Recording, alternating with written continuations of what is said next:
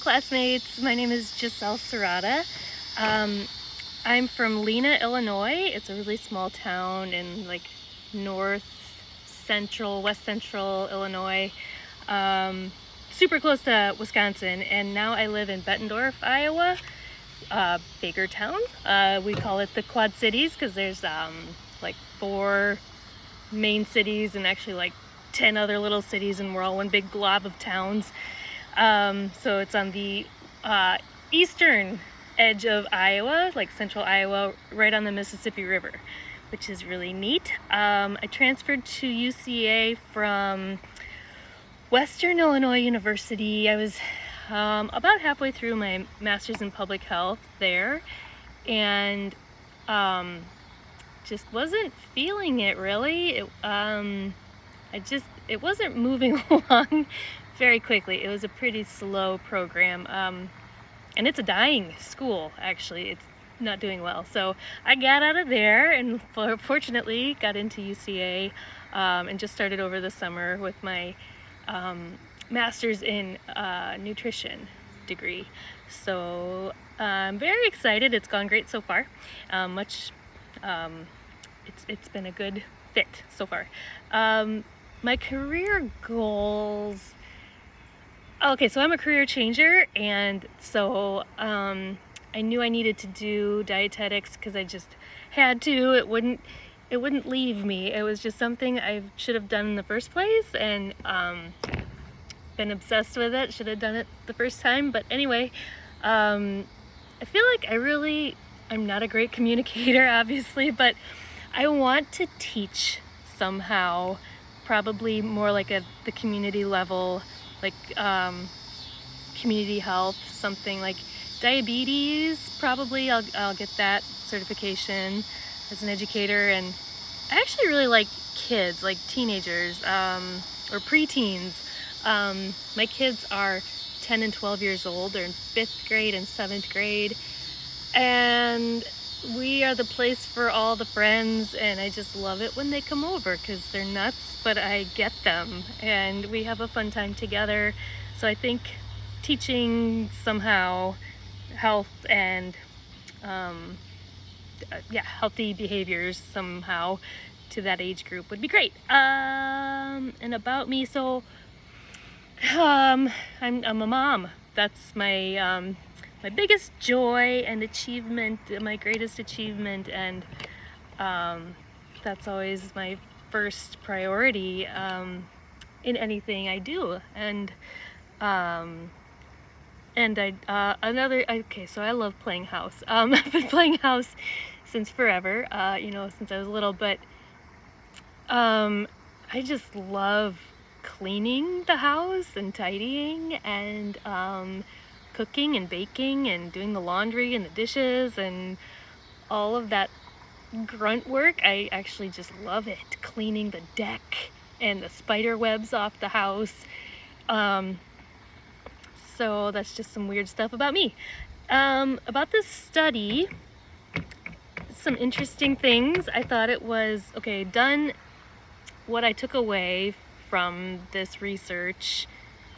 I guess I thought it was about overeating. They were trying to study how having an abundance of food would affect overeating if people would, and that would affect their just levels of obesity. If people given the opportunity to eat at a buffet and eat as much as they want, does that tend to increase their chances of developing obesity?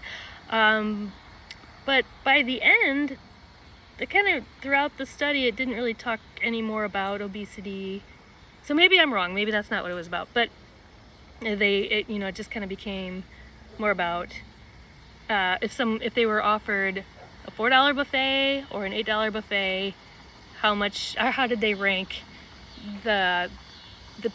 they're all eating the same thing, but how did those paying less rank the food versus those paying $8 ranking the same food? And so those who paid $8 across the board gave pretty good rankings for their first, second, and third piece of pizza. because all of them ate about 3 pieces of pizza and plus their salad and the breadsticks and their drinks and all that. So that part was different about this study versus they mentioned other studies where they would just eat like in a lab and it was just one type of food and that's not natural, like it's not a natural setting.